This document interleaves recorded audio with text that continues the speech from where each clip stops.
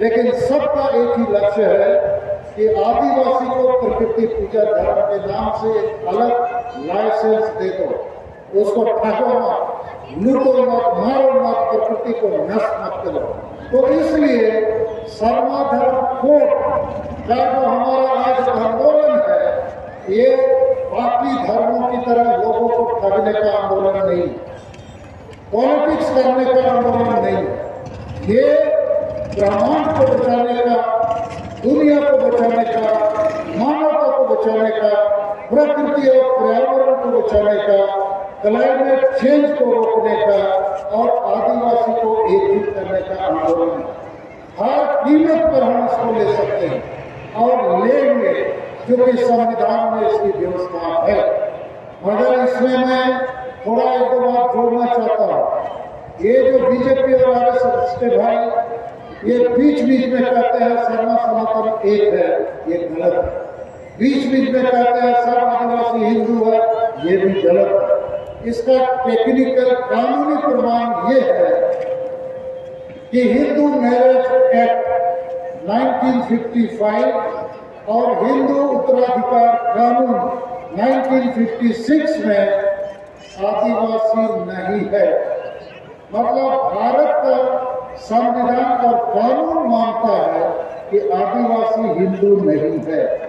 तो कोई जबरदस्ती हमको हिंदू क्यों बनाना चाहते हैं? हाँ, लेकिन हम ईसाई और मुसलमान से भी चिंतित है, क्योंकि ये धर्म का आगमन विदेश से है, इसकी भाषा संस्कृति विदेश है, तो उससे भी आदिवासियों के जीवन अस्तित्व पहचान में बहुत कुठाराघात हो रहा है। और हमारे बीच जितने ईसाई मिशनरी हैं, उनसे भी मैं आगाह करना चाहता हूं कि जितने आदिवासी ईसाई बने हैं वापस आ जाएं, प्रकृति पूजा में वापस आ जाओ। आप ईसाई आदिवासी, झारखंड में आदिवासी मर रहा है, मिट रहा है, लूट रहा है। ईसाई मिशनरीज का बहुत बड़ा बड़ा संगठन है, स्कूल कॉलेज है, बुद्धिजीवी है, विद्वान है, full timer skilled man power है, विदेश से पैसा आ रहा है, लेकिन आदिवासी यहाँ मर रहा है। तो ईसाई आदिवासी जो पढ़े लिखे लोग हैं, रांची में कई लाख ईसाई आदिवासी हैं, यहाँ आएंगे तो जगह नहीं बचेगा, लेकिन नहीं आएंगे। उनको ईसाईयत और आदिवासियत के बीच में चुनना पड़ेगा कि किसकी रक्षा करनी है, तो ईसाईयत की रक्षा करेंगे, आदिवासियत की नहीं। और ईसाई बने आदिवासी के लिए बिहारी, बंगाली, उड़िया, पंजाबी, जो भी ईसाई है उसके साथ लोग शादी विवाह करते हैं, उसकी भाषा को अपनाता है। इंग्लिश, फ्रेंच, जर्मन भी ईसाई है। तो ये एक ग्लोबल धर्म है, वैश्विक धर्म है। आदिवासी वैश्विक हांडी में तैयार हो जाता है।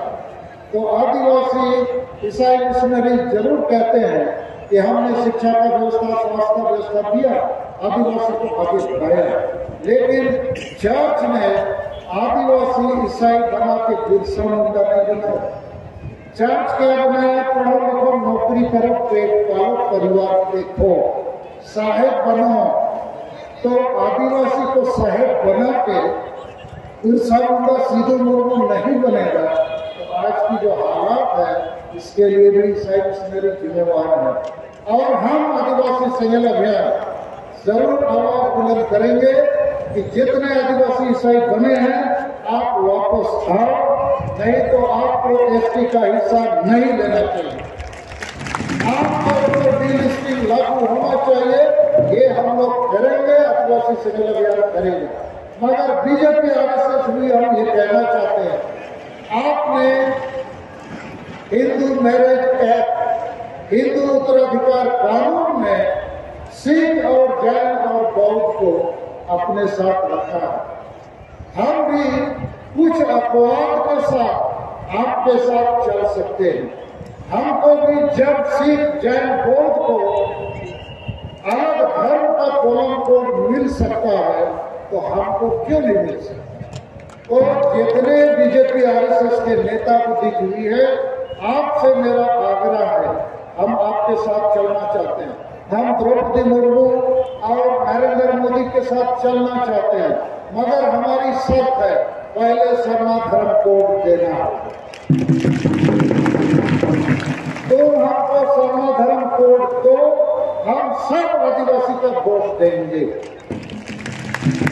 ठीक है कि नहीं?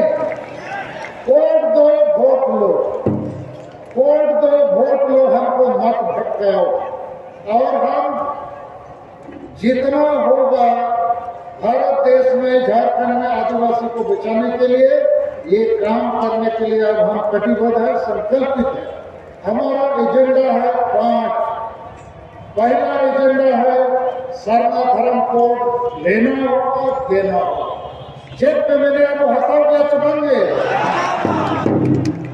मोडे खोज गुआर करते 30 जनवरी 2023 कोटा रेल रोड को चक्का जामा मोआगे सिंह देवो कमिया इन यार इन्हीं को पूरे कराया। ठीक है, और ये हमारा अधिकार है। और सरना धर्म के बारे में एक चीज हम कहना चाहते हैं कि दुनिया भर में जितने देश हैं और उनका जो संगठन है, जिसको हम लोग संयुक्त राष्ट्र कहते हैं, यूनाइटेड नेशन, उस यूनाइटेड नेशन में भी असेंबली या पार्लियामेंट होता है, उसको कहा जाता है जनरल असेंबली। तो अभी 13 सितंबर 2022 से उसका जो सभापति है, उसका नाम है कासागो कोरोइसी। कासागो कोरोइसी उसने अभी 13 सितंबर 2022 को क्या कहा है, एक लाइन में मैं वो आपको बताना चाहता हूँ। मतलब पूरी दुनिया का जो सभापति है, उसने क्या कहा, यदि प्रकृति के संरक्षण प्रयासों को सफल बनाना है तो हमें आदिवासी आबादी से उनकी भाषा में सुनना होगा।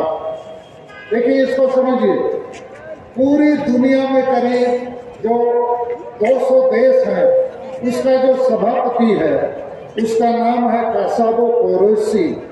उसने 13 सितंबर को 2022 इसी साल क्या कहा कि यदि प्रकृति पर्यावरण को बचाना है तो आदिवासी से बात करना होगा और उसकी भाषा में सुनना होगा।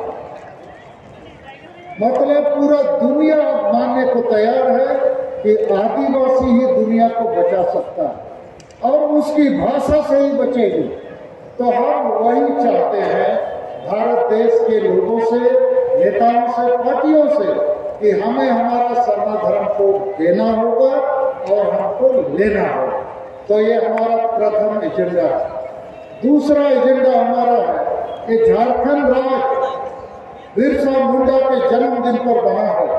ये आदिवासी राज है मूलतः, जैसे बंगालियों के लिए बंगाल, उड़िया, उड़ीसा, पंजाबी, पंजाब, बिहारी, बिहार, तो आदिवासियों के लिए ये राज बना है मूल रूप से। और इसीलिए यहाँ छोटा नागपुर संतालपुर बना जैसे कानून है, 5वीं अनुसूची TAC पेशा कानून, बहुत सारा कानून है। क्यों? क्योंकि ये पहले भी आदिवासी राज था, अब भी है, लेकिन ये आदिवासी राज को लूट झूठ का राज बना दिया गया है।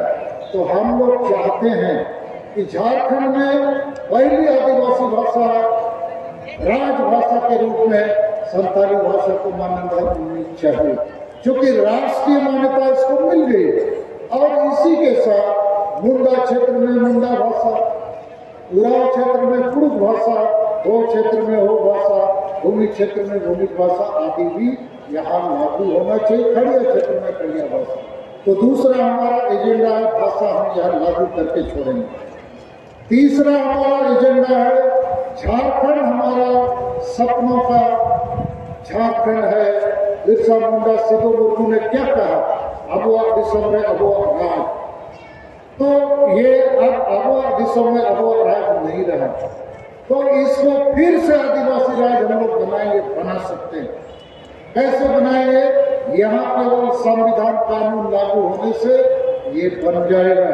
आज झारखंड में संविधान कानून का राज नहीं है, जंगल राज चल रहा है।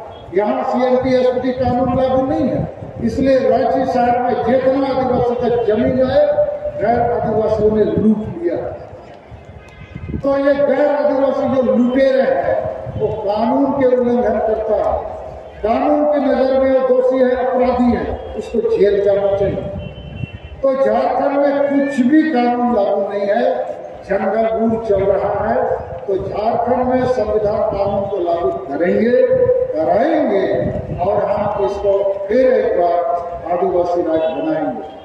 4 नंबर हमारा एजेंडा है कि असम और अंडमान की चाय बागानों में अंग्रेजों ने जबरन यहाँ के आदिवासियों को 150 साल 200 साल पहले ले गए। अभी तक वे लोग ना आसामीज बने, ना शेड्यूल ट्राइब बने, ना लोकल के रूप में उनको मान्यता है, उसको ओबीसी बोलते हैं। और जहां तहां चाय जनजाति टी ट्राइब, तो ये आदमी को ये लोग चाय बनाती है। चाय को हम लोग उबाल के पीते हैं, तो आदिवासी को भी ये लोग उबाल के पीने वाला है। तो भारत देश एक है, संविधान एक है और संताल मुंडा और खड़िया भूमि एक है। तो यहाँ जो चीज आलू है, क्या असम में टमाटर बन गए? तो ये भी हमारा एजेंडा है कि हम इनको हर हाल में आदिवासी बनाएंगे।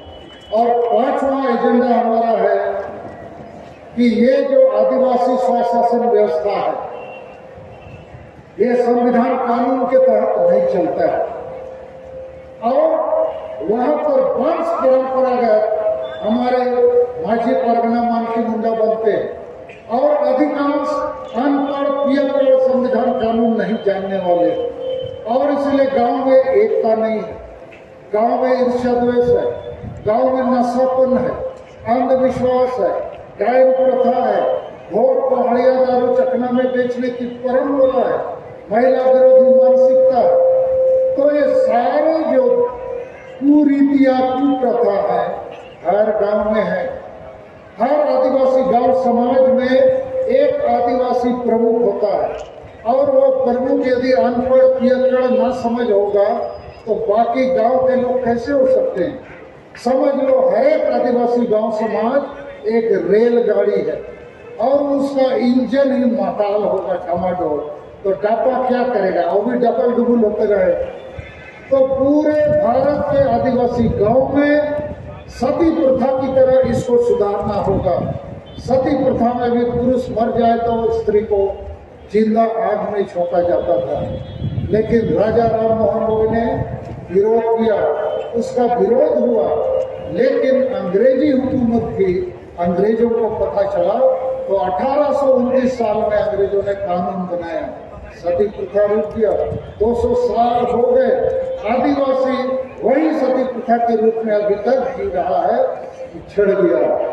तो हम आदिवासी संयम अभियान की तरफ से इसकी कोशिश लगा दिए हैं कि हर गांव समाज को सुधारेंगे और गांव का जो इंजन होगा, गांव ही के लोग जनतांत्रिक तरीके से स्त्री पुरुष बैठ के चुने तो निश्चित है वो लोग पढ़े लिखे आदमी को चुनेंगे, निश्चित है नशा नहीं करने वाले आदमी को चुनेंगे, जो कि सबको विकास करना है, सबको शिक्षा स्वास्थ्य विकास का लाभ लेना है। लेकिन अभी सब गांव का आदिवासी का जो मालिक है वो पियकड़ नंबर 1 है। तो क्या बोलते हैं, बाबा सुधर अच्छा बन गए, बाबा सुधर कर वो बुजुर्ग किया और ओना तक वो बुजुर्ग करना। तो इन 5 मुद्दों के लिए हम लोग लगातार लड़ रहे हैं, लगातार हम संघर्ष कर रहे हैं। अब हम समस्या नहीं समाधान की बात करना चाहेंगे और मीडिया के मार्फत भी इसको शेयर करेंगे।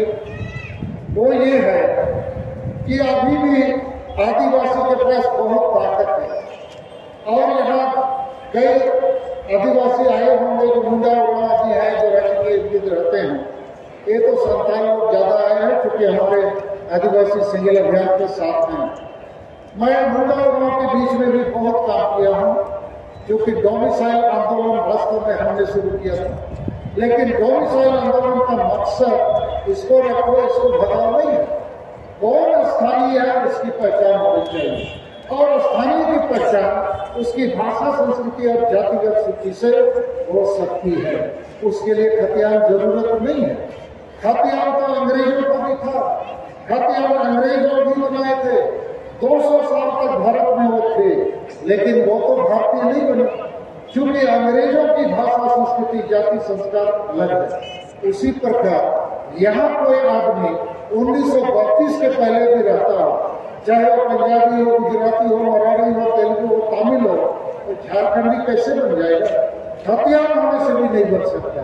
या कोई आदिवासी जो आज असम से यहाँ आया 200 साल पहले चला गया, 1932 का खतियान कहाँ से लाएगा? तो उसको हम झारखंडी क्यों नहीं मानेंगे? वो तो संतान मुद्दा को खड़िया है। तो ये 32-36 जो है ना, आदिवासियों को बेवकूफ बनाने की बात है। हमने कभी भी खतियान आधारित होमिसाइड की बात नहीं की। इस समय झारखंड के शिक्षित बेरोजगार मारे मारे फिर रहे। उसके लिए हमारा संदेश यही है कि प्रखंड वाइज रोजगार नीति को लागू किया जाए। झारखंड सरकार के पास जितनी नौकरियां हैं, चाहे सरकारी गैर सरकारी, उसका 90% भाग ग्रामीण क्षेत्रों को दे दीजिए। उस नौकरी को प्रखंड वाइज कोटा बना दीजिए और उसी प्रखंड के लोगों से उस नौकरी को भरिए। और आरक्षण भी उसी प्रखंड में जिसकी जाति जितनी है उतना नौकरी दे दो। ये जो बवाल विधानसभा में चल रहा है, बवाल रोड में चल रहा है, अपने आप खत्म हो जाएगा। ना खतियान की जरूरत है, ना किसी को पहचानने डराने की जरूरत है, ना वोट के नाम पर लोगों को उल्लू बनाने की जरूरत है। तो प्रखंड वाइज रोजगार नीति को यहाँ लागू किया जाए। ये राज्य सरकार के अधीन एक अधिकार का बात है। ये राज्य सरकार को तय करना है, स्थानीय नीति, रोजगार नीति, नियोजन नीति। लेकिन ये राज्य सरकार पूरे झारखंड के आदिवासी भूनिवासी को बेवकूफ बनाए हुए है। कहती है हम दिल्ली भेजेंगे, दिल्ली तय करेगी नवी अनुसूची। तो ये सब बकवास है, गलत है। तो हम आदिवासियों के लिए एकता और आंदोलन की एक दो बात करना चाहते हैं। हम आदिवासी के पास बहुत ताकत है। मैं आपको थोड़ा ताकत का एहसास कराना चाहता हूँ, क्योंकि हमारे बीच में बहुत लोग कहते हैं कि सर आदिवासी को एक करना बहुत मुश्किल है, हम लोग नहीं सकेंगे। बहुत नेता, बहुत पार्टी, बहुत संगठन, कोई किसी को नहीं मानता। ये बात सही है, लेकिन हम लगातार काम करके